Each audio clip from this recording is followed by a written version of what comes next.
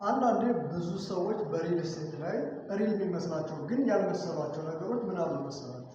እነዚህ ነገሮች በትክክል ቤት ለመግዛት ቤት ላይ ለመወሰን የትኛው ካምፓኒ ወይም የትኛው ዲቨሎፐር ታማኝ ነው የሚሉ ነገሮችን በጣም የሚያጎሉላችሁ እና ለእናንተ ደግሞ ያው ቤተሰብ ጋር ያለውን ጫና ምናምን የሚቀንስላችሁ ለውሳኔያችሁ የሚረዳ ስለሆነ እስከ ቪዲዮ መጨረሻ ተመልከቱ ማለት ነው።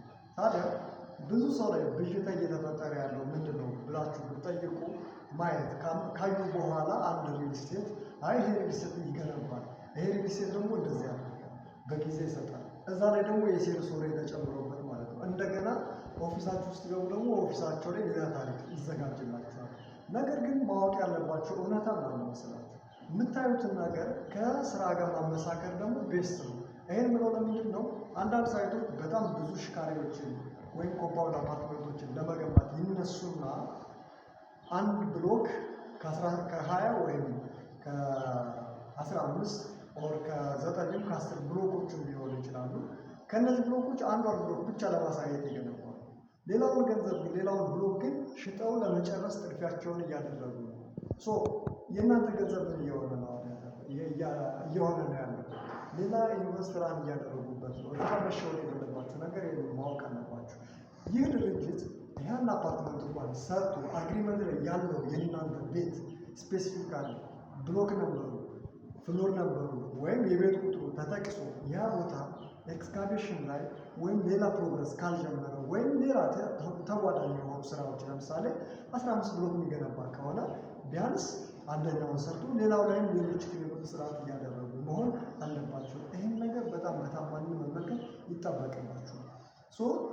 በዚህኛው ነገር አይኗችሁ ብሬን ዋሽ ይደረግና ይህ ነገር ልክ ነው ትክክል ነው የሚል ብዥታ ይፈጥራል። በዛ ላይ ዋጋችንን ቀንሰናል፣ እንደዚህ አድርገናል፣ በዚህ ፐርሰንት ዳውን ፔመንት ይሄን አድርገናል። ይህን ሁሉ የሚያደርጉት ለእናንተ ታስቦ ለዋጋ ታስቦ ሳይሆን እናንተን እንዴት አትራክት ማድረግ እንደሚችሉ ማርኬቲንጉ ላይ የኢትዮጵያ ሕዝብ ምን አይነት ቤቶችን ነው የሚፈልገው፣ ከምን አንጻር ነው እኛ ጋር አላይን አድርጎ መሄድ የሚችለው፣ ለእኛ ገንዘብ የሚከፍልልን እንዴት ቢሆን ነው የሚሉ ስትራቴጂዎች በጣም የተጠኑባችሁ መንገዶች ስለሆኑ ከእነዚህ ሰዎች መጠንቀቅ አለባችሁ።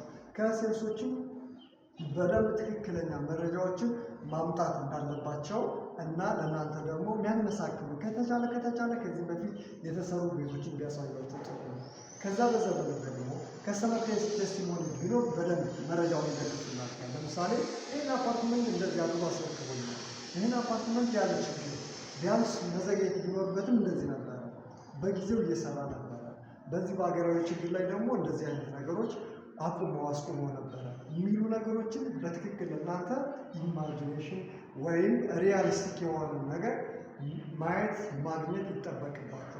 ሞር ግን በጣም ማመን ያለባችሁ አንድ ብሎክ ስለቆመ ብቻ ሌላውን ይገነባል ወይም የገነባቸውን ቤት ይሰጣቸዋል ማለት አይደለም። ይህን ነገር በትክክል የምለው እኔ ከዚህ በፊት ከ2 ዓመት በፊት አንዳንድ ሪል ስቴቶች እንደዚህ ሲያደርጉ ስላየው እነዚህ ነገሮች የጥንቃቄ ድምፆች ስለሆኑ እነዚህ ነገሮችን በትክክል መጠቀም አለባችሁ፣ በደንብ ማስተዋል አለባችሁ። ደንበኞች ሁሌም መሳሳት አይጠበቅባችሁም። ዋጋ ቅናሽ በተባለበት ቦታ ላይ ሄዳችሁ ገንዘባችሁን መጣል የለባችሁ። ሉክ አሁን ምንድነው በጣም ቅናሽ ተብሎ 6 ሚሊዮን ጠቅላላ ክፍያ ኦር 7 ሚሊዮን ቅድመ ክፍያ ደግሞ 600 ሺህ ብር 900 ሺህ ብር ኦር 500 ሺህ ብር ምናምን እየተባለ ነው ማስታወቂያ እየተሰራ ያለ። ለእናንተ 400 ሺህ ብር ማውጣት ወይም 600 ሺህ ብር ቀላል ሊሆን ይችላል። ነገር ግን ይህን ደግሞ ኢንቨስት ሌላ ነገር ላይ ለምሳሌ ለትምህርት ቤት ክፍያ ብታወጡት ምን ብታደርጉት ምን ያክል ስራችሁን እንደሚያቀልላችሁ እና ገንዘባችሁ ምን ያክል ዋጋ እንዳለው በትክክል አናላይዝ ታደርጉበት ነው። ለእነሱ ደግሞ